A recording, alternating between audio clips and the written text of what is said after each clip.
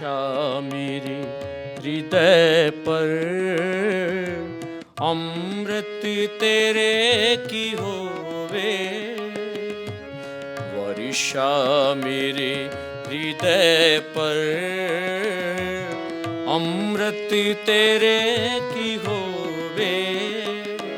कृपा है मेरे भगवन मुझ दीन पर ये होवे।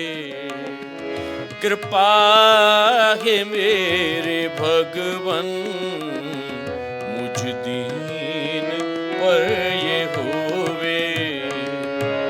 वर्षा मेरे हृदय पर अमृत तेरे की होवे।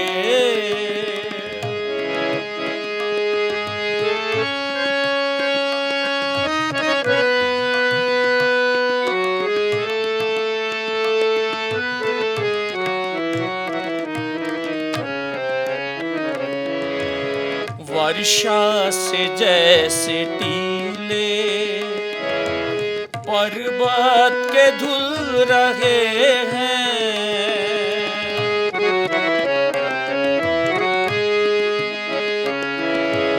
वर्षा से जैसे टीले पर्वत के धुल रहे हैं। धुल जाए मैल मेरी हृदय पवित्र होवे।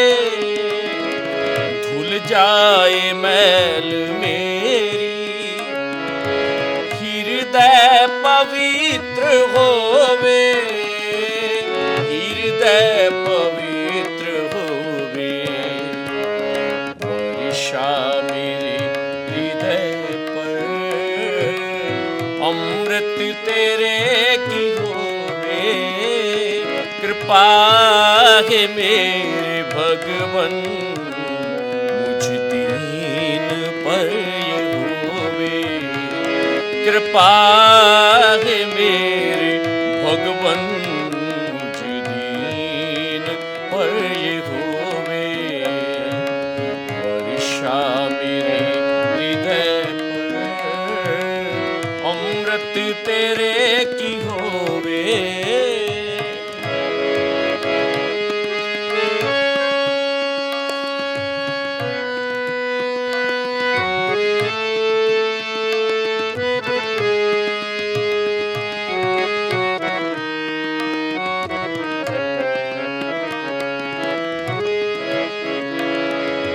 सब्जी से जैसे पर्वत सब लहलहा रहे हैं।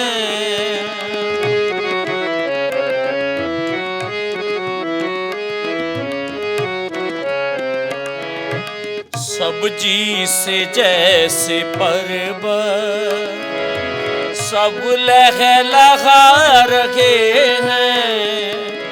अंकुर धर्म के फूटे सरसब्ज हृदय होवे। अंकुर धर्म के फूटे सरसब्ज हृदय होवे। सरसब्ज हृदय होवे। वर्षा मेरे हृदय पर अमृत तेरे की होवे। वर्षा मेरे हृदय पर अमृत तेरे की होवे।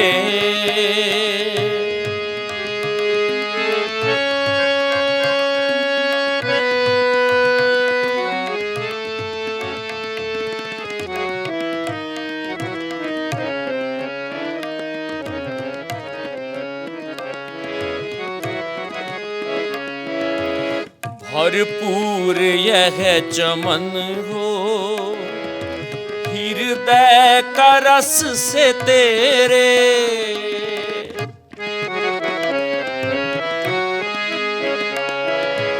भरपूर यह चमन हो हृदय का रस से तेरे। हो फूल फल जो इसके, बू तेरी उनमें होवे। हो फूल फल जो इसके, बू तेरी उनमें होवे। बू तेरी उनमें होवे। वर्षा मेरे हृदय पर, अमृत तेरे की होवे। कृपा है मेरे भगवन, मुझ दीन पर ये होवे। कृपा है मेरे भगवन, मुझ दीन पर ये होवे। वर्षा मेरे हृदय पर, अमृत तेरे की होवे।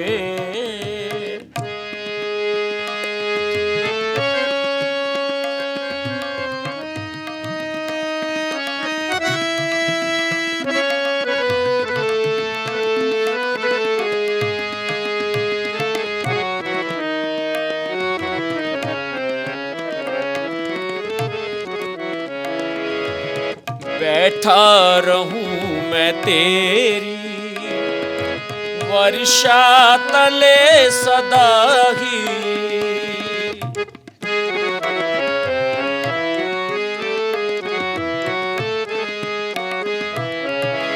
बैठा रहूं मैं तेरी वर्षा तले सदा ही, ताके जीवन से निकले जो बेहतरीन होवे। ताके जीवन से निकले जो बेहतरीन होवे। जो बेहतरीन होवे। वर्षा मेरे हृदय पर, अमृत तेरे की होवे। वर्षा मेरे हृदय पर, अमृत तेरे की होवे। कृपा है मेरे भगवन, मुझ दीन पर ये होवे। कृपा है मेरे भगवन,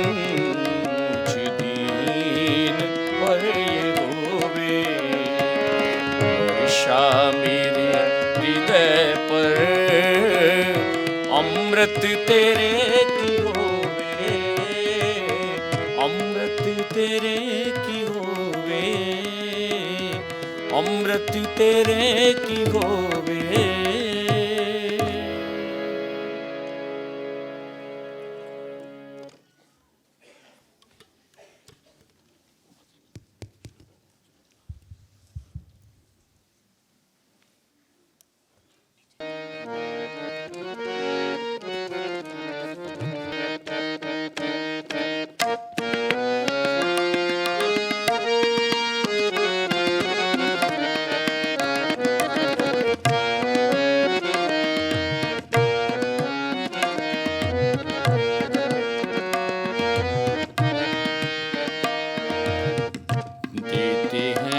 धन्यवाद तुम्हें देते हैं, धन्यवाद तुम्हें मेरे दिल के सारे उद्गार देते हैं।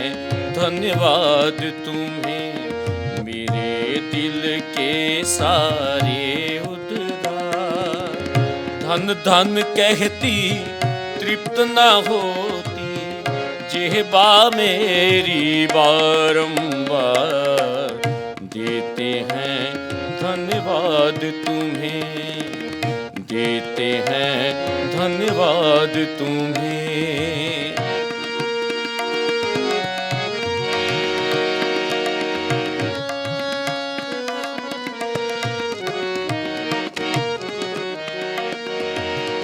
उपकृत किया है रोम रोम इस जीवन का मेरे भगवान।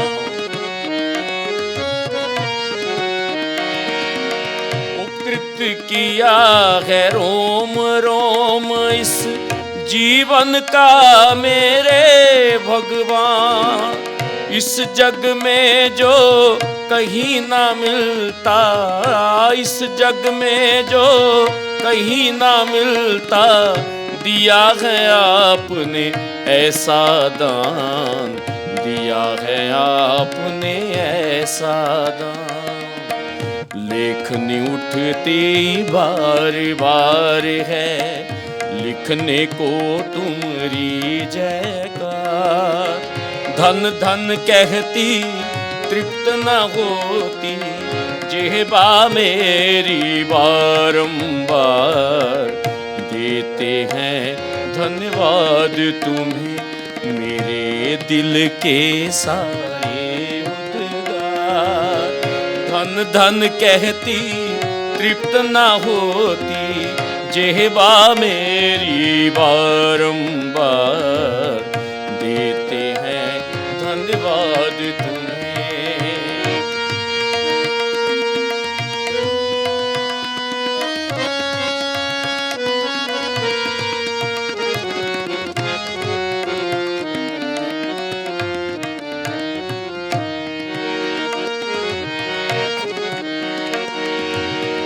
मस्तक झुक जाता है मेरा, करके तब चरणों का ध्यान।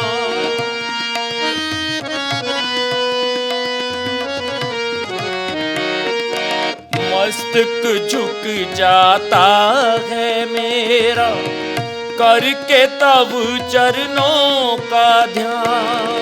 हृदय उत्कंठित होता है, हृदय उत्कंठित होता है, आपको अपना रक्षक जान, आपको अपना रक्षक जान। आंखें भरती अश्रु जल से,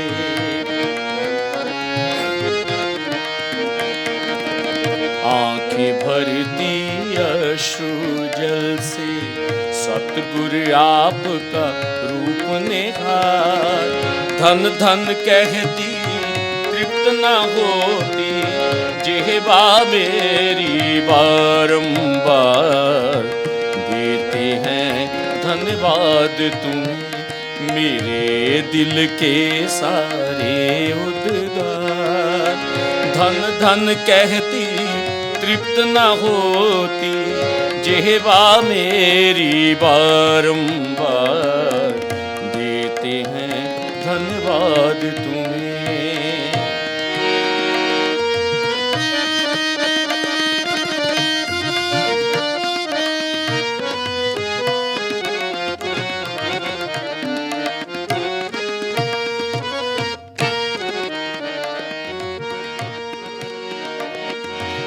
भगवन आपकी शरण को पाना है इस जग में परम सौभाग्य।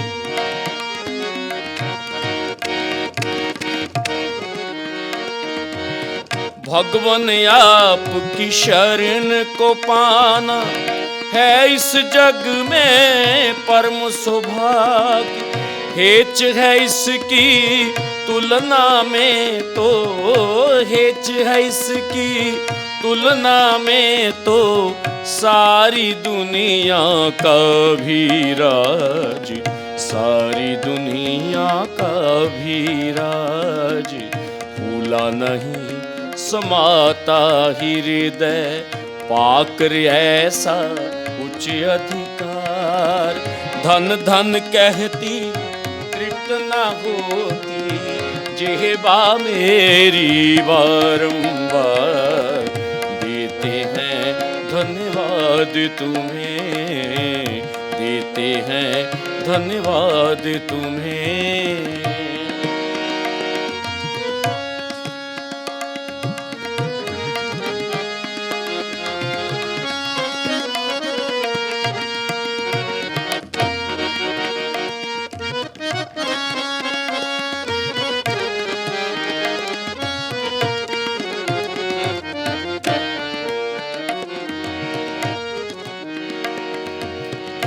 आपके पावन रूप में मेरी रूह की रक्षा का सामान।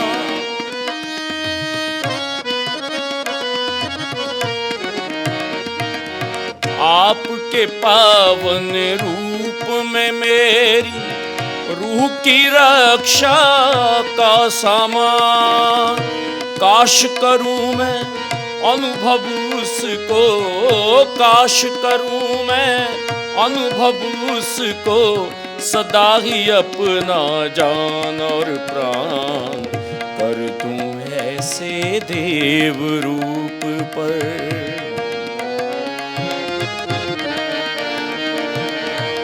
कर दूं ऐसे देव रूप पर मैं अपना सब कुछ बलिहार। धन धन कहती तृप्त न होती जेहबा मेरी बारंबार।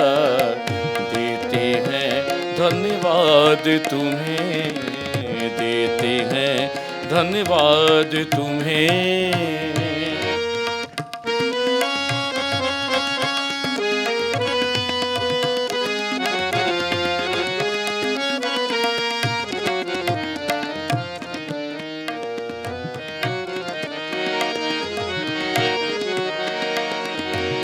सोती रूह जगी है मेरी, सोती रूह जगी है मेरी, आपका अमृत रस कर पाऊं।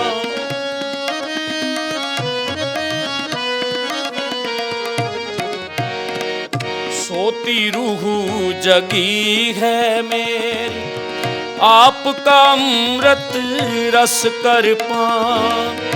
मेरे मुरझाए जीवन का, मेरे मुरझाए जीवन का किया है आपने नव निर्माण, किया है आपने नव निर्माण।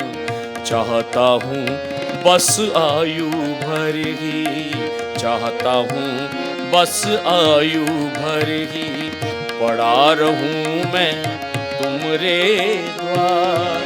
धन धन कहती तृप्त न होती जेहबा मेरी बारंबार। देते हैं धन्यवाद तुम्हें, देते हैं धन्यवाद तुम्हें, मेरे दिल के सारे उद्गार। धन धन कहती तृप्त न होती जेहबा मेरी बारंबार। देते हैं धन्यवाद तुम्हें, देते हैं धन्यवाद तुम्हें, देते हैं धन्यवाद तुम्हें।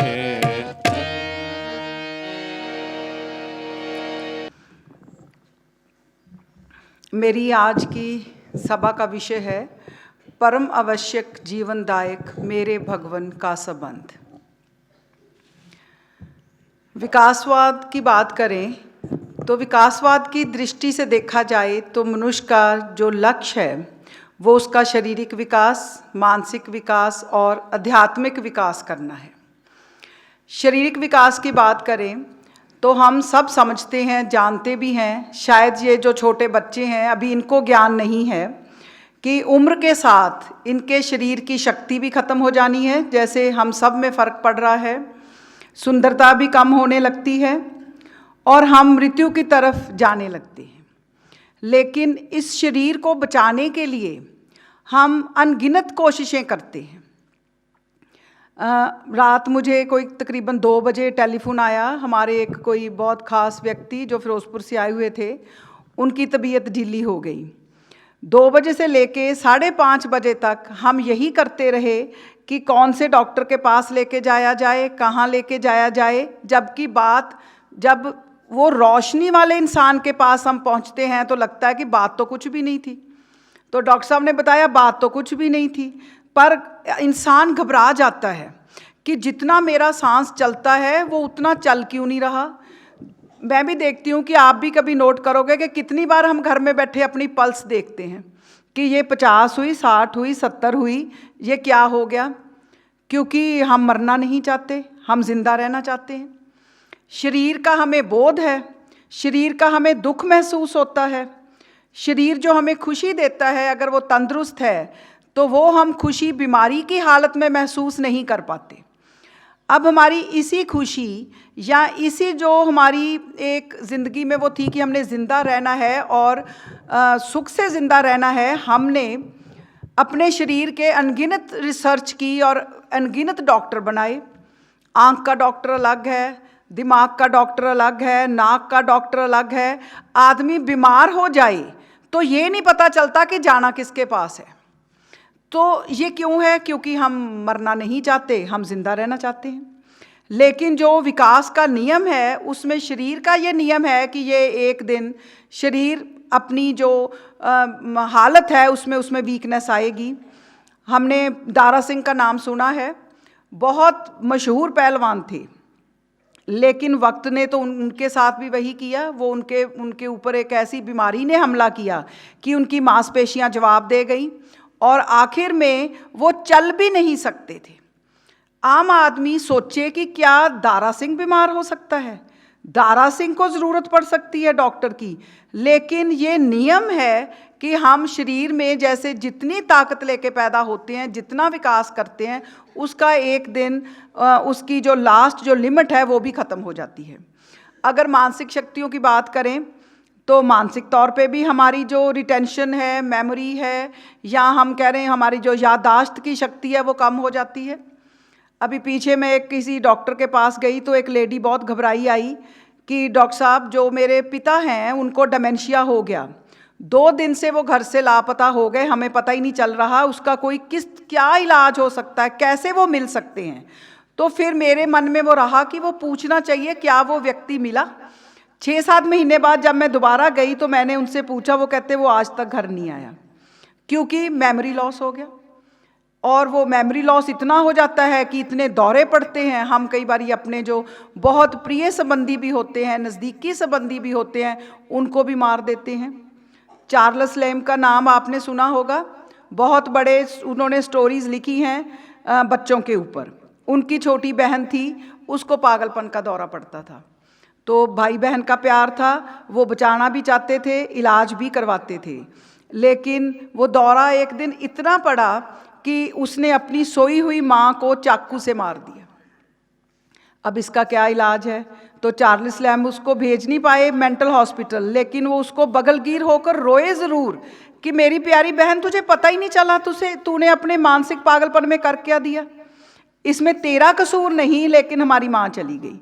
लेकिन उसके बाद उन्होंने अपनी बहन के लिए स्टोरीज लिखी और उसको को ऑथर बनाया। ये तो संबंध की बात है, लेकिन मानसिक पागलपन में हमें ये नहीं पता चलता कि इंसान क्या बोलता है। वो अनाप शनाप बकता है, उसको भी नहीं पता होता वो क्या बोल रहा है, उसको भी नहीं पता चलता कि वो खा रहा है, सो रहा है, बैठ रहा है। मानसिक शक्तियों का हमारे इतने ऊपर इतना प्रभाव हो जाता है। परम पूजनीय भगवान देवात्मा ने फरमाया है कि जहाँ हमें शारीरिक बीमारी आती है, हमें मानसिक पागलपन के दौरे पड़ते हैं, वहाँ आध्यात्मिक पागलपन के भी दौरे पड़ते हैं। अब ये आध्यात्मिक पागलपन के दौरे क्या होते हैं? आम आदमी तो नहीं समझता कि हम अच्छे भले बैठे हैं कि हमें भी आध्यात्मिक पागलपन का दौरा पड़ता होगा। आध्यात्मिक पागलपन के दौरे पड़ते हैं। आध्यात्मिक पागलपन में हमारी उल्टी दृष्टि हो जाती है। उल्टी दृष्टि क्या होती है? ये नहीं कि आंखें पीछे चली जाती हैं ब्रेन के, जो मुख्य चीज़ है वो गौण हो जाती है, जो गौण है वो मुख्य हो जाता है। और इस चक्कर में जो चीज़ हमारी सेहत के लिए अच्छी है वो हम नहीं खाते, जो बुरी है वो खाते हैं और उसको अच्छा जान के खाते हैं। जो स्वाद है वो हमारे लिए मुख्य हो जाता है, जो सेहत है वो हमारे लिए गौण हो जाती है। अब स्वाद मुख में क्या होता है? कितनी बारी हमने देखा है, हमारे पास कितने मरीज़ आते हैं डॉक्टर्स के पास ख़ास तौर पे। कल मेरे एक संबंधी आए, वो कहते एक लड़के को इतना कोलेस्ट्रॉल है 1000 से ऊपर कि अगर हम ब्लड लेते हैं तो वो वाइट आता है, लेकिन कहते हैं अगर उसको कहते हैं कि ये चीज़ें छोड़नी हैं तो वो कहता जल्दी मरना पसंद है, मैं छोड़ूंगा नहीं। तो कहते हैं हमने कहा तेरी उम्र 10 साल कम हो जानी है। और आगे से लॉजिक देखो, कि 10 साल जो लास्ट के होंगे डॉक्टर साहब, मैंने बेड पे ही लेटना है, तो उससे अच्छा मैं खाता पीता मर जाऊं। तो ये क्या है? ये हमारी आध्यात्मिक जो पागलपन है उसकी निशानी है। एक हमारे वाकफकार थे, उनको शुगर थी। अब शुगर पेशेंट को बोल दो कि मीठा नहीं खाना, मीठी चाय नहीं पीनी, मीठी कोई मिठाई नहीं खानी, तो बहुत कम होंगे जो इस रूल को इतना फॉलो करते होंगे। क्योंकि हमारा जो हमारी जो उल्टी दृष्टि है वो हमें ये यकीन दिलवाती है कि तुम्हें तो ये खाने से शुगर हो सकती है, मुझे ये खाने से शुगर नहीं होती। तुम्हें ये पीने से बीमारी लग सकती है, मुझे ये पीने से बीमारी नहीं लगती। तो वो हमारे रिश्तेदार भी थे, वाकफकार भी थे, वो मिलने आए, 1 किलो मिठाई का डिब्बा लेके आए। और श्रीमान जी से, जो मेरे माननीय पिता हैं, उनसे उनका खास लगाव था, वो इंग्लैंड से आई थे। वो आए, उन्होंने आके 1 किलो मिठाई का, बर्फ़ी का डिब्बा रखा और कहा कि भाई जी लगता है मैं आखिरी बारी मिलने आया हूँ। तो बड़ी हैरानी हुई भी, इसको कैसे पता, ये कौन सी भयानक बीमारी लग गई कि ये इसको अपनी मौत नज़र आ रही है। उसने कहा मुझे शुगर इतनी है कि मैं बचूंगा नहीं। तो उन्होंने कहा तो इलाज कर ले। कहता मेरा इलाज लाइलाज है, क्योंकि मैं इतने पागलपन का शिकार हो चुका हूँ कि ये जो 1 किलो मिठाई है ये आपने नहीं खानी, ये यहाँ उठने से पहले मैंने खा लेनी है। और उसने वही किया, कहा कि अब इसको खोल दो। वो डिब्बा खोल दिया और उसने बैठे बैठे ने आधा डिब्बा खा लिया। और महीने 20 दिन बाद पता चला कि उसकी डेथ हो गई। तो ये आध्यात्मिक पागलपन हमें कहाँ लेके जा रहा है? आजकल देख लें, मैंने भी इसी स्टेज के ऊपर प्रतिज्ञा की हुई है कि मैं गोलगप्पे नहीं खाऊंगी, मैं दूध नहीं पीऊंगी, लेकिन दौरे पड़ते हैं। मैं तो कहती हूँ कहना बड़ा आसान है कि नशा छोड़ो, मेरे से दूध नहीं छोड़ा जा रहा। वो जब सारे सो जाते हैं तो मुझे कई बार ये लगता है मैं आराम से किचन में जाके अपना गिलास भर लाती हूँ, लेकिन घर वालों को तो पता चल जाना होता है अगले दिन कि रात को क्या हुआ होगा। नशेई का पता चलता है ना अगले दिन, जब वो उठता नहीं तो वो पता चल जाता है कि मैडम तो दूध पी के आई हैं रात को, जो ये इतना हो गया। तो मैं कहती हूँ मेरे से तो अक्लमंद वो साधु है जिसके पास किसी ने कहा मैं मीठा छोड़ना चाहता हूँ, मुझे कोई उपाय बताओ। उसने कहा 5 दिन बाद या हफ्ते बाद आना, फिर बताऊंगा। तो उसने कहा, वो हफ्ते बाद गया तो उसने मीठे के पॉइंट बता दिए कि बेटा आज से तूने मीठा नहीं खाना। तो उसने कहा जब 5 दिन पहले बता देता, वो कहता उस दिन तो मैं भी खा रहा था। तो जिस दिन वो हम खुद खाते हैं, पर हमारी ये मजबूरी है, हम गिरते हैं उठते हैं और लेकिन बचे हुए हैं। फिर भी मैं कहती हूँ मैं बहुत बची हुई हूँ, कभी कभी कोई दौरा पड़ता है पर फिर भी बचे हुए हैं। अपना जब तक अपना नुकसान नज़र आता रहेगा हम बचते रहेंगे। यही हाल हमारे, ये एक इंस्पेक्टर थे, मुझे अभी याद आ गया, वीडियो उनकी आई हुई है। तो वो वीडियो में उन्होंने बताया ये जो रेहड़ियों पे जूस है कि ये जूस में रंग, लाल रंग मिला देते हैं। ये जो इसका जूस कहते हैं अनार का है। तो अब रेहड़ी का जूस ना पियो, देख लो कितने नहीं पिएंगे। हम कहेंगे कि हमारे गिलास में रंग नहीं है, किसी और के गिलास में पड़ता होगा। तो ये गोलगप्पे, वो रसगुल्ले दिखा रहा था, अनगिनत मक्खियाँ थी और उनसे पूछा कि ये मक्खियों का क्या इलाज करोगे। इंस्पेक्टर ने कहा ये क्या कर रहे हो? कहते कल डिब्बे में एक भी मक्खी नज़र नहीं आएगी, हम उड़ा के इसको बेच देंगे। ये उल्टी दृष्टि पैदा हो जाती है हमारी। इस उल्टी दृष्टि से निकलना बड़ा मुश्किल है ना। नशे से निकला जा सकता है। ये एक लड़की की कथा है कनाडा की कि वो निकलना चाहती थी, कोई नशा करती थी, निकल नहीं पा रही थी। तो वो उस नशे के कारण परेशान थी, उसको बोध था कि ये नशा खराब है, लेकिन वो लोगों को बताना चाहती थी। वो स्कूल में जाती, वहाँ जाके भाषण देती कि ये नशा मत करो, लेकिन स्कूल के बाद भाग के फिर वो नशा करती। वो कहीं और जाती, पब्लिक में जाती, वहाँ कहती कि नशा मत करो, लेकिन वो फिर नशा करती। लेकिन और साथ में ये भी कहती कि मैं नहीं बच पाई, मेरे से नहीं बचा जा सकता, मेरी आत्मा का इतना बुरा हाल हो गया, तुम बच के देख लो। और आखिर में वही हुआ, हॉस्पिटल में उसने आखिरी नशा किया और उसकी डेथ हो गई। तो हम आध्यात्मिक पागलपन में ये सोच समझ भी नहीं सकते कि हम कहाँ पे कितने गिर सकते हैं। यही हाल हमारे संबंधों का है। ये तो बहुत से आगे गुरु महाराज ने बताए हुए हैं कि हम कितनी जगह हम नीचे गिर सकते हैं। संबंधों में भी यही हाल है। और संबंध में सबसे नज़दीक देखा जाए तो हमारे माँ बाप का संबंध है। उस संबंध में जो उल्टी दृष्टि पैदा होती है। मैं तो कई बारी अपने सामने जब माँ बाप का रूप नज़र आता है मुझे, तो मैं सोचती हूँ माँ कौन होती है। 9 महीने अपने बच्चे को अपने पेट में रख के जन्म देती है, खून और हड्डियों से उसका संचार करती है। जब वो बोल नहीं पाता तो उसकी बोली समझती है। कहते हैं ना कि गुंगे दी बोली या गुंगा जाने या उसकी माँ जाने। उसका क्या मतलब है? बिना बोले माँ को पता होता है इसको दूध चाहिए, कि इसको पानी चाहिए, कि इसका पेट दर्द हो रहा है, कि मेरा बच्चा चाह क्या रहा है। और जब उसको चलना नहीं आता तो वो ये नहीं कहती जहाँ पड़े हो पड़े रहो, जहाँ से चल के नहीं आ सकते ना आओ, वो खुद भाग के उसके पास जाती है। तो ऐसी माँ के साथ क्या सलूक होता है आध्यात्मिक पागलपन में। ये अभी एक वीडियो वायरल हुई थी। एक माँ बाप ने अपने बच्चे को बहुत पढ़ाया, पढ़ा के वकील बना दिया। अब इससे ऊपर क्या है? वकील की इनकम इतनी थी कि उसकी बहुत जायदाद थी, वो उसके पास बड़े रेंटल इनकम थी। लुधियाना की बात है। उसकी दुकानदारी कहूँगी क्योंकि वकालत ने उसको सिखाया कुछ नहीं। उसकी दुकानदारी बहुत चलती थी। और एक दिन वो बहन को आने नहीं देता था घर में, जब आता था तो पहरा रखता था एक तरह का। एक वीडियो अचानक से वायरल हो गई फ़ोन के ऊपर। उसका पोता, उस बुजुर्ग लेडी का पोता, जब उसकी दादी बाथरूम में चली जाती है तो पोता पानी का जग लेके उसके गद्दे के ऊपर गिरा देता है और अपने बाप को उठा के लाता है कि देख तेरी माँ ने गद्दा गीला कर दिया। वो बाप, उसका बाप लड़के का, वो बाथरूम से माँ को घसीटता लेके आता है, मुठियाँ ही है हड्डी की वो लेडी, और उसको बेड पे रख के इतना पीटता है कि कभी उल्टा करता है कभी सीधा करता है। और वो बेचारी और उसकी बहू पास में खड़ी होके, आवाज़ नहीं आ रही वीडियो में, हाथ हिला हिला के इशारा करती है कि उनको कहती है कि और मारो हस्बैंड को, कि कम मार रहे हो। और वो फिर जैसे ही ये ख़त्म होता है तो थोड़ी देर बाद पोता फिर आता है, बूढ़ी माँ को, दादी को घसीटता है, कोने पे लिटाता है।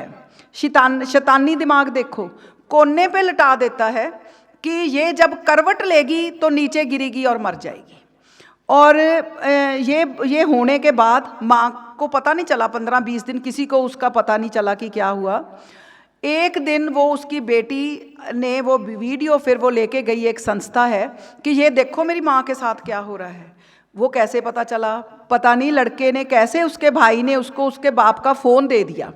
फ़ोन में उसके कमरे का वीडियो कनेक्ट था, वीडियो जो कैमरा लगा होता है। उसने जैसे ही वो कोड डाला तो वो वीडियो वायरल हो उसकी आ गई। तो फिर वो वकील करे मुझे माफ़ कर दो, मेरे से तो गलती हो गई। फिर वो संस्था वाले उसको उठा के लेके गए, और कोई पड़ोसी ना आए कि ये वकील है, ये हमें जीने नहीं देगा, हम पे मुकदमा कर देगा। ये इंसानी हालात यहाँ तक पहुँच सकते हैं। ये पढ़ा लिखा इंसान ये कर सकता है। और वो माँ कहती हमारे पास कुछ नहीं था, बोल भी नहीं पा रही थी, कहती हमारे पास कुछ नहीं था जब मैंने इस बेटे को पढ़ाया। तो उसने कहाँ, माँ को कहाँ पहुँचा दिया। ये बाप के साथ कैसा हम करते हैं कि ये उनके साथ वो श्रद्धा सम्मान का रिश्ता चला कहाँ जाता है। परम पूजनीय भगवान देवात्मा कहते हैं ये आध्यात्मिक पागलपन है जिसमें हम वो रिश्ता समझ नहीं पाते। यही नहीं, बहन भाई का रिश्ता ले लें। बहन भाई के रिश्ते में हम क्या करते हैं। एक मैं कहीं घटना पढ़ रही थी कि एक बहुत बड़ा सर्जन था भाई, तो बहन बीमार हो गई, वो भाई के पास गई। उसने कहा कि मैं तो इलाज अपने भाई से करवाऊंगी, इतना बड़ा सर्जन है, ये मेरा इलाज तो करेगा। लेकिन उसके भांजे को अपने मामे का पता था, वो अपनी उसकी फ़ीस साथ में ही लेके आया था। तो कहते, उसने कहा ठीक है टेबल लगाओ और मेरी बहन को यहाँ पे रेडी करो। तो जैसे ही उसने रेडी किया तो भाई ज़ार रोने लग गया। उसने कहा बहन ने कि क्या मेरा इलाज लाइलाज है, क्या तुम मेरा ऑपरेशन नहीं कर पाओगे। उसने कहा बहन मैं एक बात बता दूं कि मेरे हाथ पैरालाइज हो गए हैं। उसने कहा वो कैसे पैरालाइज हो गए। कहती क्योंकि तुमने मेरी फ़ीस जमा नहीं करवाई, पहले मेरी फ़ीस जमा करवा दो फिर मेरे हाथ चलेंगे और मैं ऑपरेशन बढ़िया करूँगा, ये मेरी गारंटी है। और वही वो कहते भाई साहब मैं आपके पैसों का इंतज़ाम पहले ही करके लाई थी, पैसे जमा हो गए हैं। तो कहते ऐसा परफेक्ट ऑपरेशन उसका हुआ। और ये मानवता यहाँ पहुँच गई है। मैं अभी कभी महसूस करती हूँ कि इतना क्योस है, इतना रिश्तों का क्योस है, इतना संबंधों का क्योस है, इतना अपने जीवन का क्योस है, जैसे धरती उल्ट पुल्ट रही है। समझ में नहीं आता लोगों को कि ये हो क्या रहा है। ये वैसे ये अगर बात करें, ये बात आज की नहीं है। मानव जब से पैदा हुआ उसके अंदर स्वार्थ है।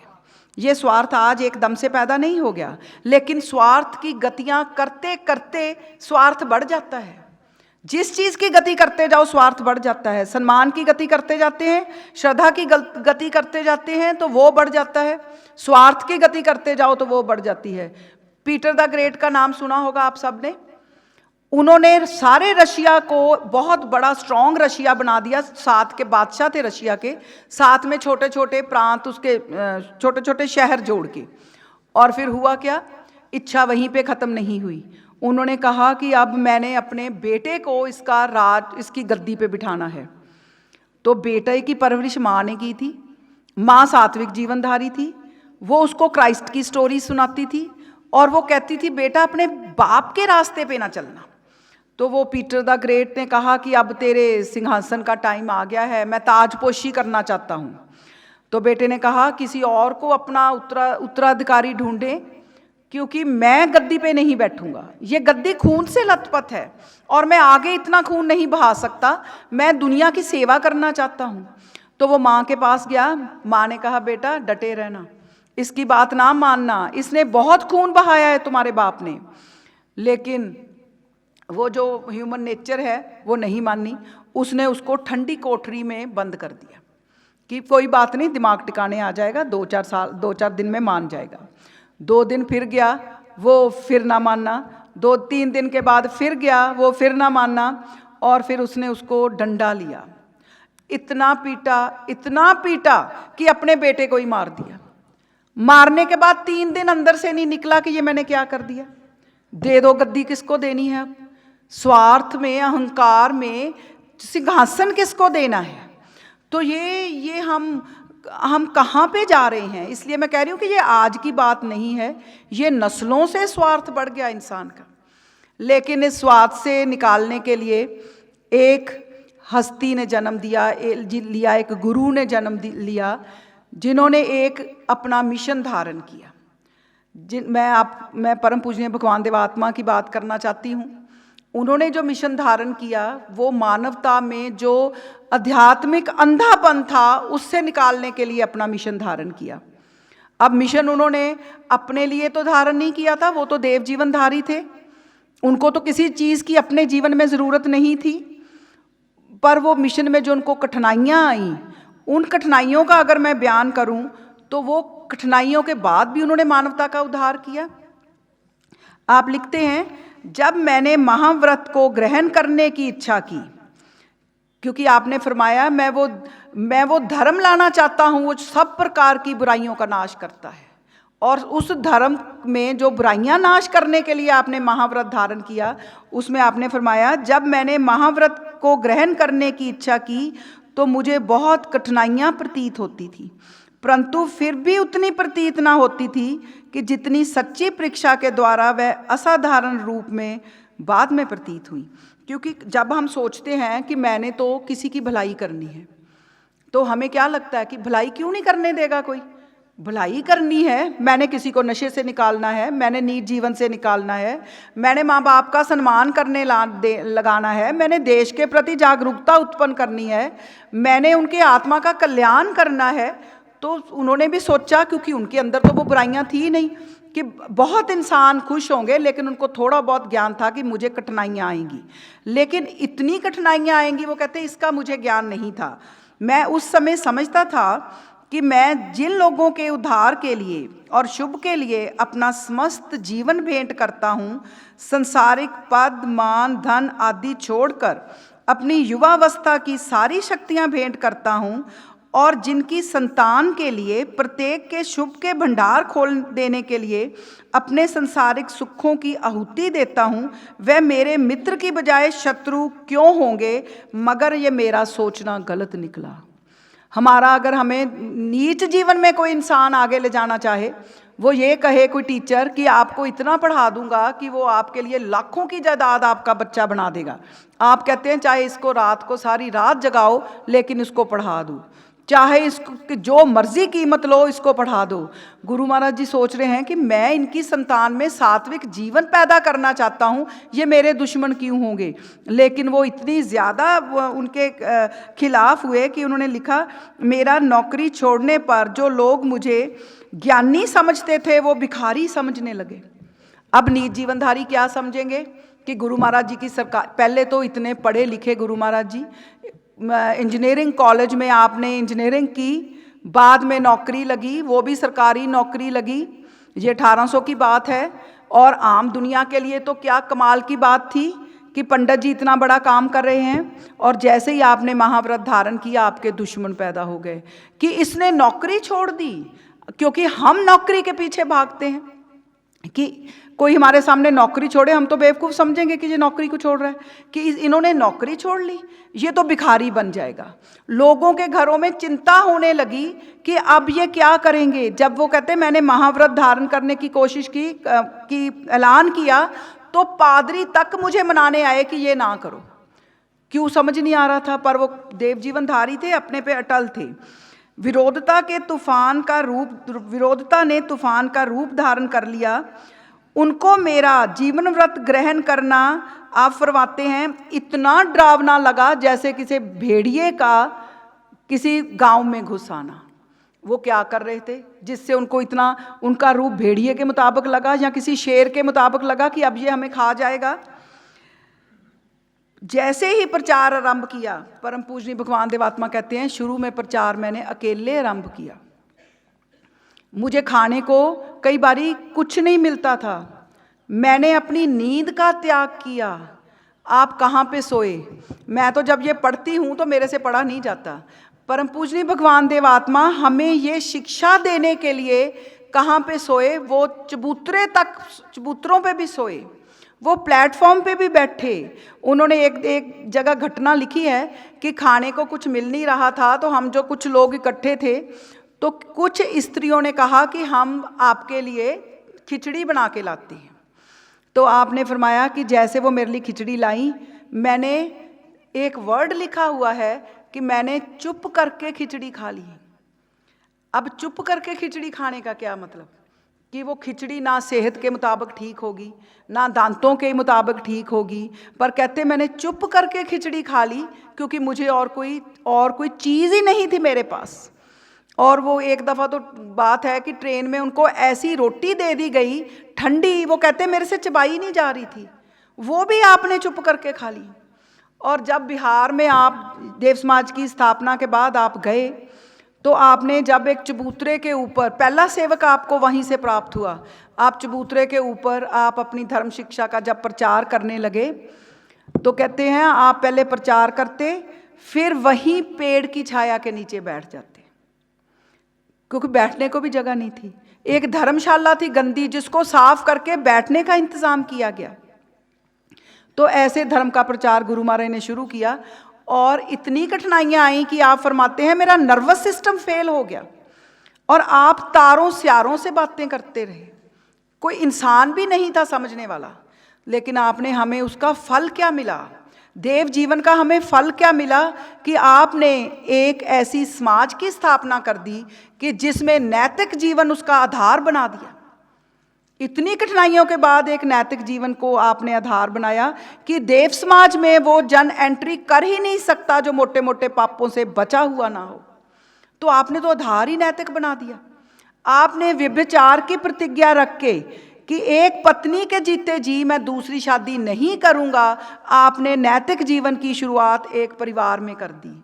जो हमारा बेस है वहां से जब पवित्रता शुरू हो गई, कलह क्लेश खत्म हो गए, तो समाज तो अच्छी बनी जानी है। आपने परिवार को तो दृढ़ बनाया, आपने समाज को भी दृढ़ बना दिया। इसके बाद जब आपने प्रतिज्ञाएं करवाई कि मैं ये रिश्वत नहीं लूँगा, मैं चोरी नहीं करूँगा, मैं अमानत में ख़यानत नहीं करूँगा, मैं किसी का पैसा नहीं दबाऊँगा, मैं दान की प्रतिज्ञा करके वक्त पे दूँगा, तो आपने तो स्वार्थ से इंसान को शुरू से ही धन के बंधन से निकाल दिया। वो तो चलो नहीं निकला जाता, लेकिन जो मेन लड़ाई झगड़े की जड़ क्या है? चोरी है। लड़ाई झगड़े की जड़ क्या है? रिश्वत है। ये मैं अभी पढ़ रही थी, पंजाब सरकार क्या कर रही है कि जी रजिस्ट्रियों में समझ नहीं आ रहा, 2-3 वर्ड लिखे होते हैं, तहसीलदार समझ जाता है कि रिश्वत मिल गई। अगर वो वर्ड ना लिखे हों तो रिश्वत नहीं मिली, वो ऊपर से ही कागज़ वापस कर देता है। तो ये देश समाज वालों को तो ज़रूरत ही नहीं है, वो तो रिश्वत लेते ही नहीं। इसलिए एक एक तहसीलदार ने अपने घोड़े के मुंह के ऊपर छक्कू बांध के वो खेतों में जाते थे।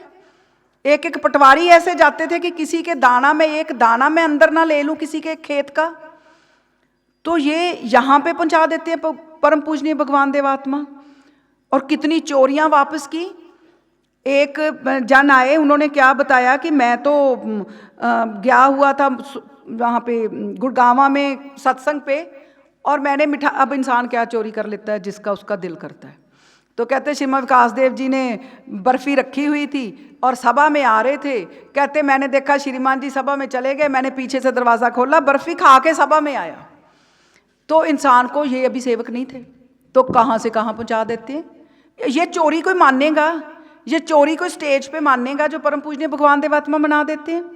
ये रिश्वतें जो वापस की, वो रिश्वत आप वापस जो भी करते हैं, क्या वो मना सकती है कोर्ट या कचहरी?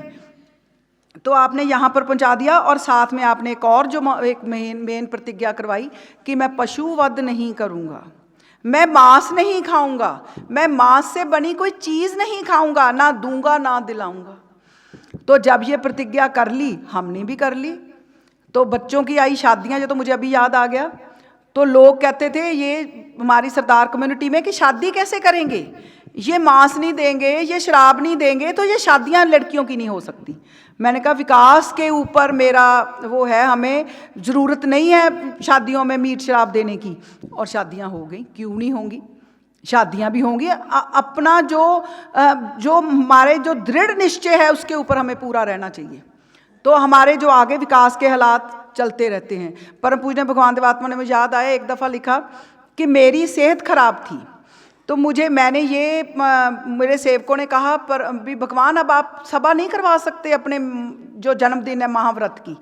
तो कहते मैंने कहा अभी अनाउंसमेंट ना की जाए कि मैं सभा नहीं करवा पाऊंगा, कि अगर प्रतिकूल हालात हैं तो अनुकूल हालात भी बनते हैं। तो अनुकूल हालात कहते बने, और परम पूजनीय भगवान देवात्मा ने वही 2-3 घंटे का अपना लेक्चर दिया। तो अनुकूल हालात बनते हैं जब हम प्रतिज्ञाएं करते हैं, हालात हमारे अनुसार बनते हैं। तो पशुवध रोक के, मैं तो कहती हूँ, मैं अपना ही कहूँ तो मैं तो सरदारों की लड़की, मैंने क्या करना था अगर मेरे पेरेंट्स ना आए होते? हमारी किचन में भी ये पशुओं की लाशें बननी थी, मैंने भी वही करना था जो हमारे पूर्वज करते आए थे। मैंने भी कटोरे प्लेटों में डाल के मांस घर में सर्व करना था। मैंने भी अपना नहीं, अपने आगे खानदान का सत्यानाश करना था। मैंने भी शराब सर्व करनी थी, क्योंकि आध्यात्मिक अबोधता में, आध्यात्मिक जो उल्टी दृष्टि पैदा होती है, उसमें हम अपना ही नहीं सर्वनाश करते, अपने बच्चों का भी सर्वनाश कर देते।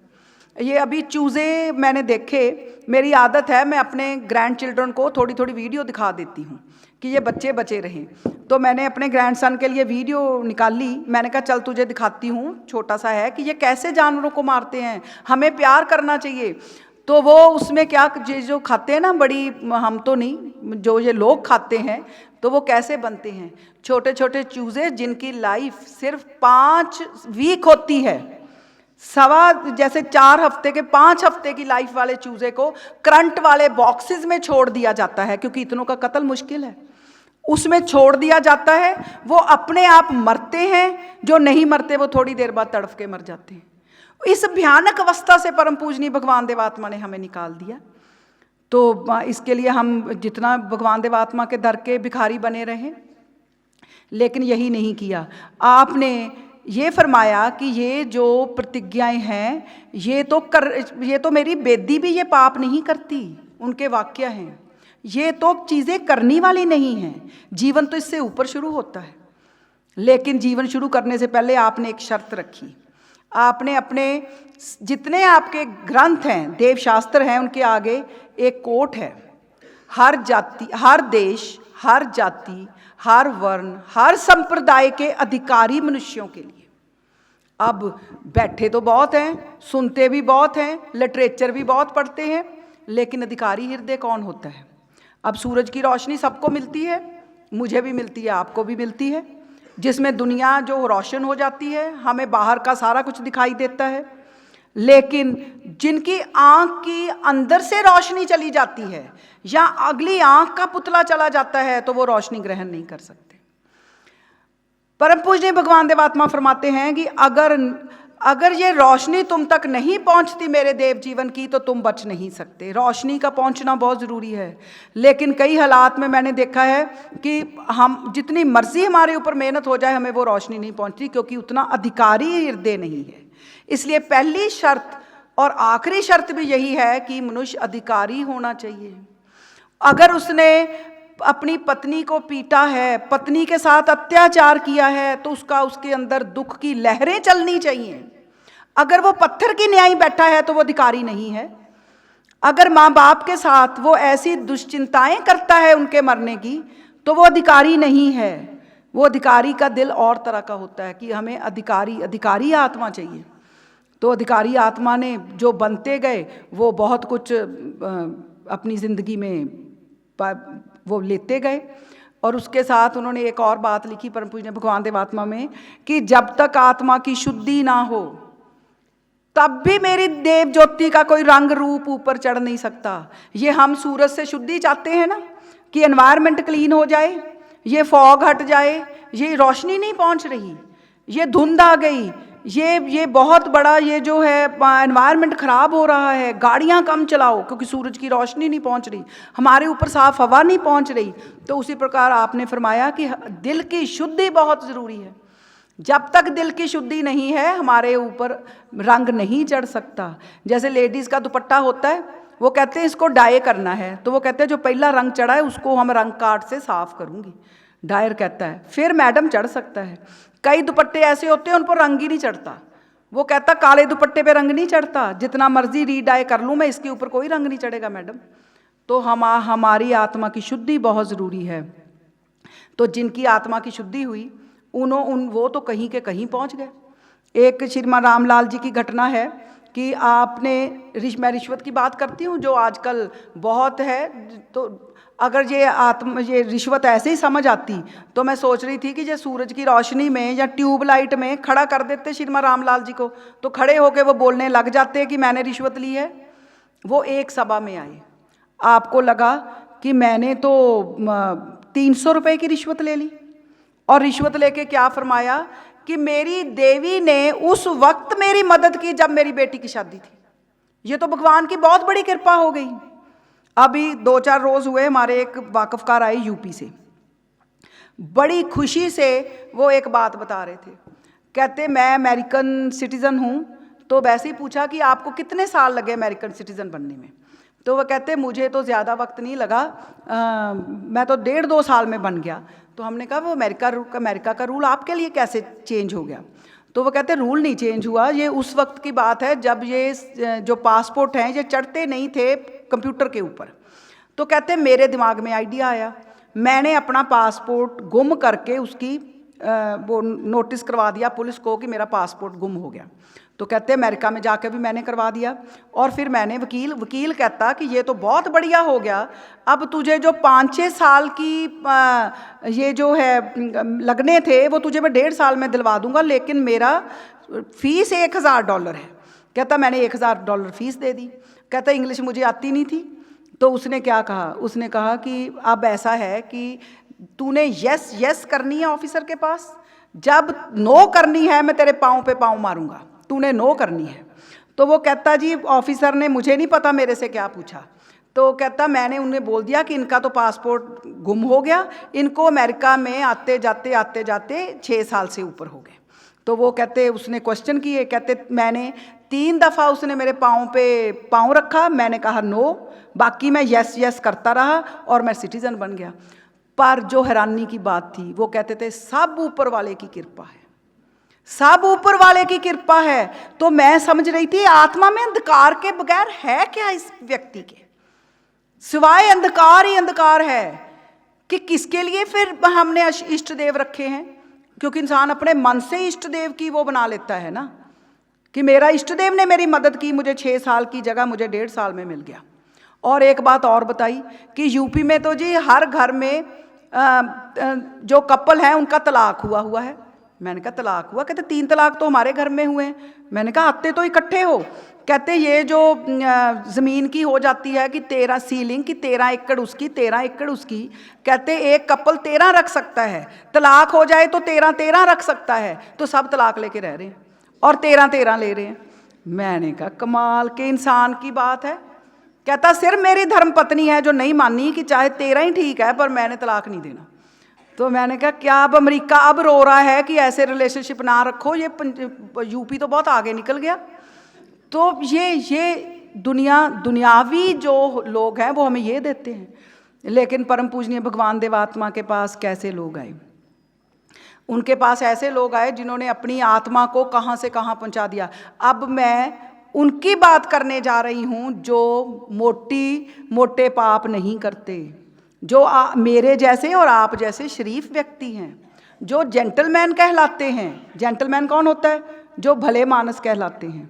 हमें लगता है हम परोपकार भी करते हैं, हम दान भी देते हैं, हम मोटे पाप। मेरा क्या है, मैं तो ना शराब पीऊँ, ना मीट खाऊँ, ना मैं कोई और पत्नी को तंग करूँ, मेरे माँ बाप के साथ संबंध अच्छे हैं।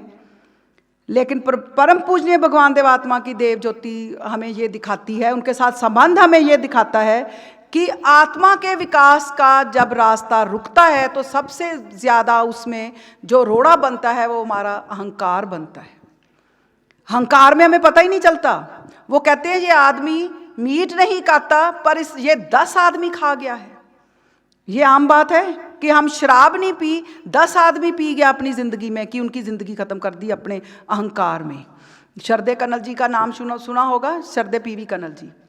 आप क्या फरमाते हैं?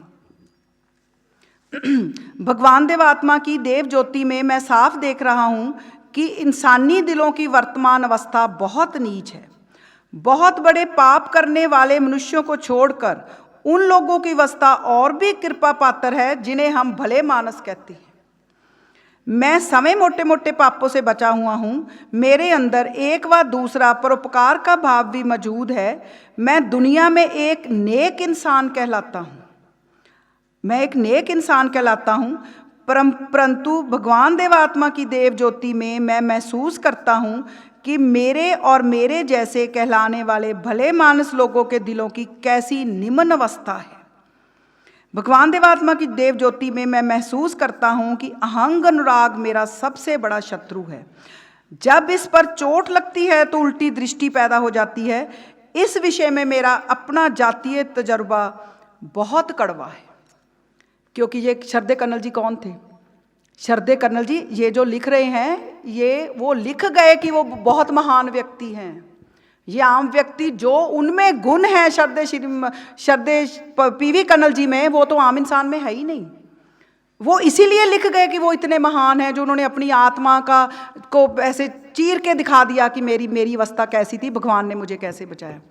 आप कौन थे? आप कहते हैं भगवान अपने पेरेंट्स के नेक जीवन का मुझे तजर्बा खुद है। बहुत नेक माँ बाप के बच्चे थे।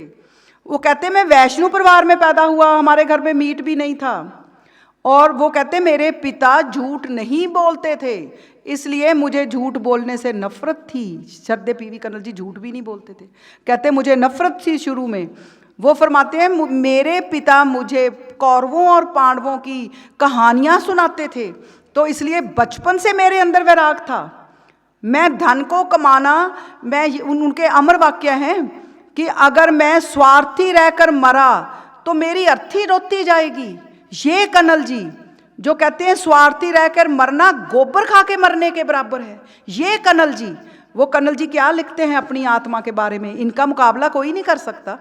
जिस व्यक्ति ने 2000 रुपए की नौकरी छोड़ के गुरु महाराज जी के दर पे 10 रुपए की नौकरी कर ली, और ये भी नहीं कहा कि मुझे क्या मिल रहा है क्या नहीं मिल रहा, और कितनी मुसीबतों में से निकले वो, उसके बाद ये लिख गए। आपने एक दफ़ा यहाँ अपनी जीवनी में लिखा हुआ है कि किसी ने गुरु महाराज जी के पास कर्मचारी ने गलतफहमी पैदा कर दी कि मैं काम पूरा नहीं करता। कर्नल शरदे कनल जी रात के 3 बजे तक काम करते थे, लेकिन सुबह वो जल्दी नहीं उठ पाते थे। तो आम इंप्रेशन यही पड़ता है, कमरे में तो कोई देखता नहीं कि वो कितनी देर जाग रहा है, कि ये आलसी हैं। तो गुरु महाराज जी ने आपकी बदली फिरोजपुर में कर दी। कहा कि ठीक है, मुझे ये इम्प्रेशन पड़ा है कि तुम काम इतना नहीं निकल रहा तुम्हारे जीवन से, तो तुम्हारी बदली मैं फिरोजपुर स्कूल में करता हूँ। कहते मैं दुखी बहुत हुआ, लेकिन क्या फरमाते हैं कर्नल जी कि मेरे सामने एक महान आदर्श था जिसके लिए मैं देव समाज में आया था। मुझे दुख बहुत हुआ, लेकिन मैंने गुरु महाराज जी की आज्ञा का पालन किया, मैं फिरोजपुर चला गया। अब जीवन का विकास कैसे रुक सकता है? अपने गुरु की जिसने पूरी बात मान ली वो चले गए फिरोजपुर, और कहते 2 साल बाद गुरु महाराज जी की गलतफहमी दूर हो गई और मैं वापस, उन्होंने मुझे बुला लिया। तो अगर वो चले ही जाते, कहीं बाहर ही चले जाते, तो ये परिवर्तन आने ही नहीं थे। आप क्या लिखते हैं? अहंग अनुराग अपने जीवन की कमियों और त्रुटियों को देखने नहीं देता। जब तक मनुष्य पर अहंग अनुराग का अधिकार हो, इस विषय में ठीक राय, अपने बारे में ठीक राय वो नहीं देख सकता। एक बार परम पूजनीय भगवान देवात्मा ने मुझे बड़ी कृपा करके मेरी निम्न अवस्था से निकालने के लिए 2 कर्मचारियों की वर्तमानता में फरमाया कि मेरी आत्मिक अवस्था तसल्ली की हालत में नहीं है। अगर मैंने अपनी जिंदगी लासानी मिशन में भेंट की है, तो इसकी हर प्रकार की उन्नति अपने दिल और दिमाग में होनी चाहिए। परम पूजनीय भगवान देवात्मा ऐसे तो किसी को रखते नहीं थे। उन्हें तो कोई वो नहीं था कि मेरा कोई कर्मचारी आएगा, बनेगा तो मुझे धन से माला माल कर देगा। वो फरमा रहे हैं कि अगर देव समाज में आए हो, देव समाज में किसी ओहदे पर हो, तो उसके हर विभाग की जो जिम्मेवारी है वो तुम्हारे ऊपर है। लेकिन उन्होंने 2 कर्मचारियों के सामने फरमा दिया। आपने क्या फरमाया आगे? मेरे अहंग अनुराग ने इसे गवारा ना समझा कि दूसरों की मौजूदगी में मुझे घटिया वजूद परम पूजनीय भगवान देवात्मा ने कह दिया। अपने परम हितकारी के लिए श्रद्धा से भरने की बजाय मैं दिल ही दिल में फट गया। परम पूजनीय भगवान देवात्मा की मेरे हृदय पर इस नीच अनुराग का अधिकार जब कम मालूम होता हुआ, तो उन दिनों अहंग अनुराग ने मुझे कैसा अंधा बना दिया था, ये याद करके मेरे रोंगटे खड़े हो जाते हैं। फिर वापस आ गए कि गुरु की रोशनी फिर मिल गई कि फिर क्या हो गया अगर मुझे टोक दिया, बताया तो मेरे जीवन के बारे में। ऐसे ही आप एक दफ़ा लिखते हैं कि अहंग अनुराग में हम दूसरों की नीयत को खराब समझने लगते हैं। एक बार आप लिखते हैं कि मैं सोलन में था, तो एक श्रीमान जी ने कह दिया कि आपकी जो सेहत के मुझे लग रहा है इसलिए ख़राब है कि आप खाने में परहेज़ नहीं करते। अब खाने में तो टोक के देख लो किसी को, सबसे पहले अहंग अनुराग का दौरा पड़ता है कि मेरे से ज़्यादा आप जानने वाले कौन होते हैं। तो आप फरमाते हैं मेरे पे भी दौरा पड़ा अहंग अनुराग का। तो कहते मुझे ये महसूस हुआ कि ये शायद मुझे इसलिए टोकते हैं कि मैं इनके पास ज़्यादा नहीं बैठता जितने दूसरे लोग बैठते हैं। मैं इनकी बात उतनी नहीं मानता जितने दूसरे लोग मानते हैं, इसलिए इन्होंने मेरे बारे में ये फरमा दिया। जबकि कहते चाहिए तो क्या चाहिए था? कहते चाहिए तो ये था कि मैं उनके पास जाता, पूछता कि श्रीमान जी आपने मेरे बारे में ये राय बनाई, इसका कोई तो कारण होगा, आप मुझे इसके बारे में बताएं कि मुझे इससे निकलना कैसे है। या मैं बताता हूँ कि मेरे में खाने का इतना वो नहीं है। लेकिन आप कहते हैं मैं मन ही मन में उनके ऊपर ये इल्ज़ाम लगाने लगा। मैंने भगवान देवात्मा की कृपा से इस विरोधाभास से आज़ादी हासिल की, इसलिए अब जो अगली बात वो लिखते हैं, इसलिए एक सीमा तक लेखों में अपनी आलोचना बर्दाश्त कर सकता हूँ, और कई कई बार मेरे लेख 8-8 बार शरदे भाई मोहन देव जी ने ठीक किए। लेकिन जो अगली बात कहते हैं, जो हम सोचें, अपने लेखों में दूसरे की आलोचना व दुरुस्ती करवाना चाहता हूँ, लेकिन मेरे जीवन के कुछ अंगों में आलोचना करवाने से मैं अभी भय खाता हूँ। ये शरदे कनल जी लिख रहे हैं कि कुछ अंग तो मैं चाहता हूँ मेरी दुरुस्ती ठीक हो जाए, लेकिन कुछ मेरे अंग हैं मैं चाहता हूँ इसके ऊपर कोई आलोचना ही ना करे। तो मुझे माननीय सेक्रेटरी साहब की वो टैगोर की कविता की 2 लाइनें याद आ गई कि जब मैं कल्याण की भीख मांगने तेरे सामने आता हूँ, अपने प्रभु से टैगोर ने प्रार्थना की, वो तो बड़ी लंबी पोएम है कि जब मैं कल्याण की भीख मांगने तेरे सामने आता हूँ, तो मन डर से कांप जाता हूँ कि कहीं मेरी भिक्षा स्वीकार ना हो जाए। वो जाते थे मांगने कि हे प्रभु मेरे बंधन टूट जाएं, मेरे में ये उच्च भाव पैदा हो जाएं, लेकिन आखिर में उन्होंने कविता में लिखा है कि मैं मन ही मन डर जाता था कि हे प्रभु कहीं मेरी ये जो इच्छा है ये तुम पूरी ना कर देना। तो कर्नल जी लिखते हैं मैं भी डरता था कि मेरे जो कुछ में तो हाथ रख सकते हो, कुछ पे हाथ नहीं रख सकते। मुझे तो कई बार लोग कहते हैं कि बहुत चंगा बंदा, तो मैं कहती हूँ यदि पूछते पैर की ने रख के देखा, पहले कभी इसको किसी ने कुछ कह के देखा है? जब कहते हैं तो मेरे जैसी की हालत का पता चलता है, कैसे सांप की तरह बल खाते हैं कि हमें क्यों कह दिया। ये तो हमारे महान कर्नल जी हैं जिन्होंने अपनी ऐसे हालत लिख दी। मुझे तो खुद अपना बहुत महसूस होता है जब मैं ऐसा कुछ पढ़ती हूँ, और मेरे मन में भी आता है कि जितने महान पिता मुझे मिले हैं वो मुझे नहीं उम्मीद किसी और को मिले होंगे, लेकिन अहांगन राग से तो ऊपर मैं भी नहीं जा सकती।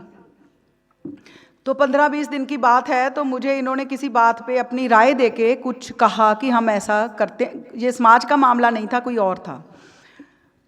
तो मुझे जब मैं ये पढ़ रही थी तो मुझे महसूस हुआ कि वो तो मेरा भला चाहते थे, और मैं इतना अपमान करूं ये तो नहीं हो सकता, लेकिन मुझे लगा वो शब्द मुझे यूज़ नहीं करने चाहिए थे जो किए, वो भाषा में नरमी होनी चाहिए थी जो नहीं थी, वो समझ आना चाहिए था अपना पिता का महान रूप।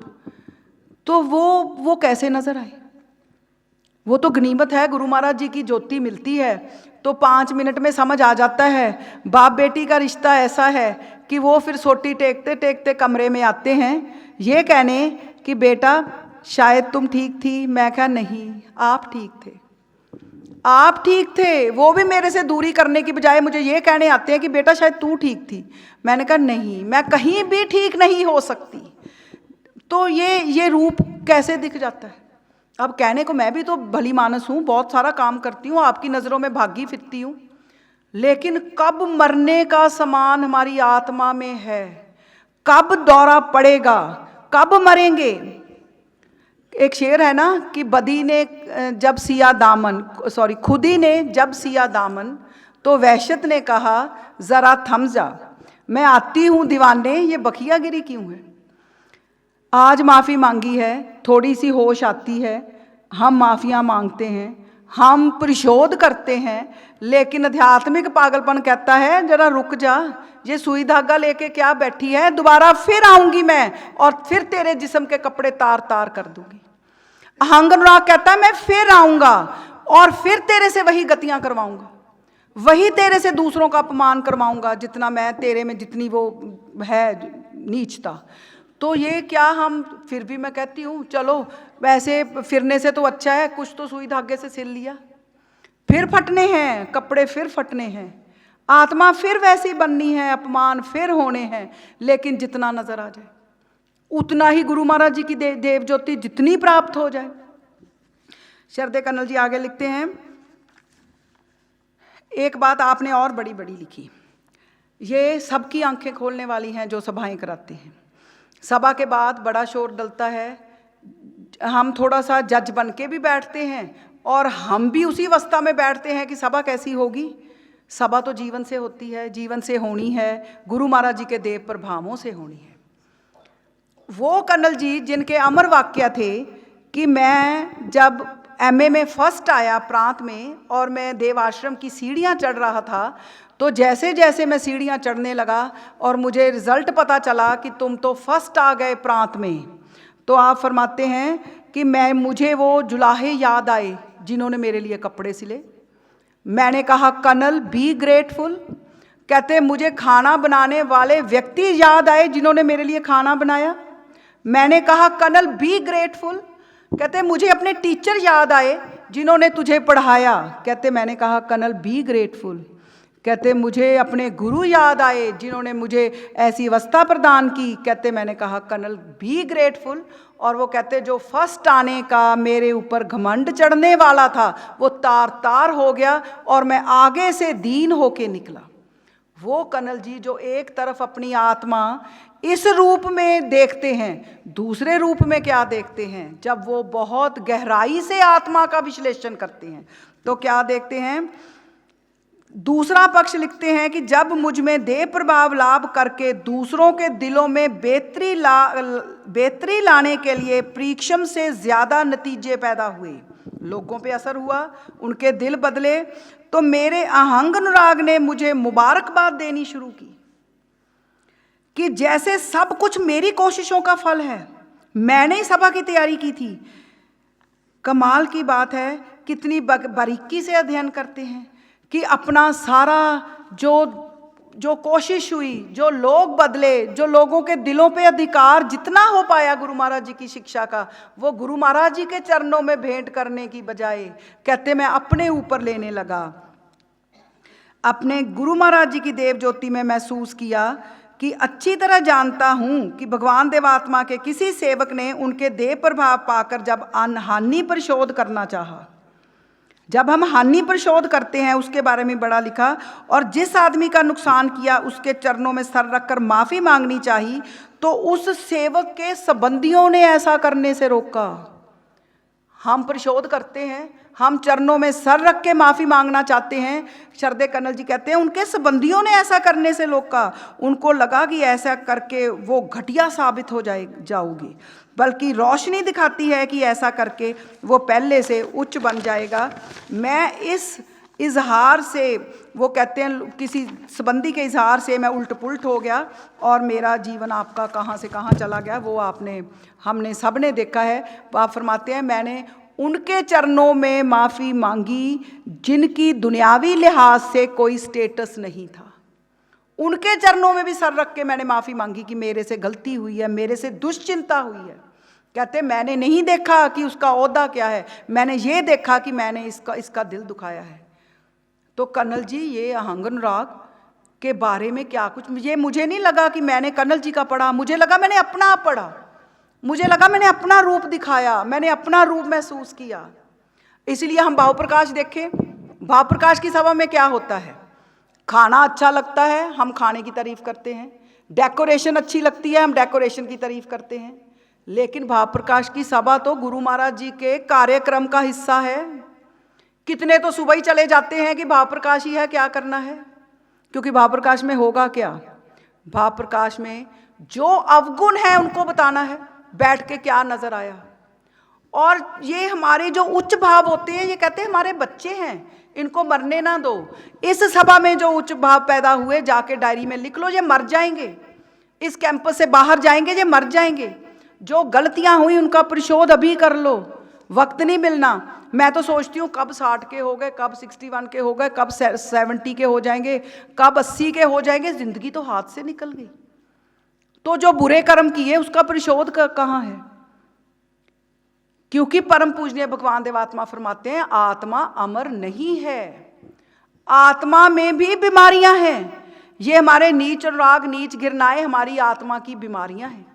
अगर इनसे नहीं बचोगे तो कोई जप, कोई पाठ, कोई तपस्या, कोई गंगा या यमुना का पानी तुम्हें तुम्हारी आत्मा को स्वच्छ नहीं कर सकता। ये मर जाओगे। अगर टीबी हो जाए तो कनाडा चले जाएं या अमेरिका चले जाएं तो थोड़े दिनों का फर्क पड़ सकता है, मर फिर भी जाना है अगर इलाज ना करवाया। तो सिर्फ ये जानना भी जरूरी नहीं है कि सिर्फ जान लिया। आपने फरमाया है कि गुरु महाराज जी ने कि जान लिया, एक बच्चे ने जान लिया कि मुझे टीबी है और वो खुश हो गया कि पता नहीं मुझे क्या नई चीज़ पैदा हो गई। वो भाग भाग के अपने घर वालों को बताता है कि डॉक्टर कहता मुझे टीबी है। वो अपने दोस्तों को बताता है मुझे टीबी है, उसकी माँ रो रही है कि मेरा बच्चा मर जाएगा। सिर्फ जानना काफ़ी नहीं है, उसका इलाज ज़रूरी है।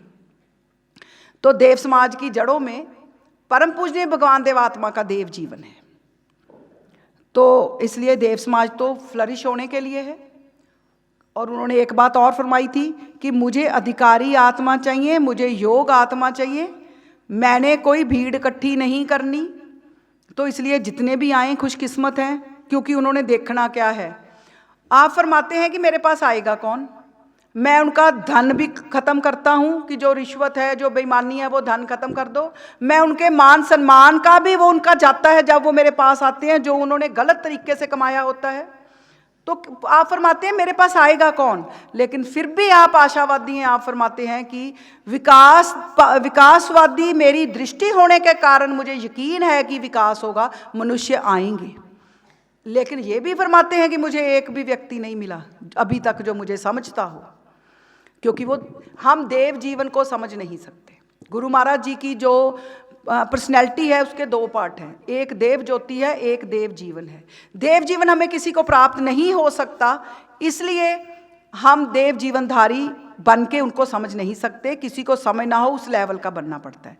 उनकी देव ज्योति लेके हम अपनी जो कुछ ना कुछ नीचता है उससे निकल सकते हैं।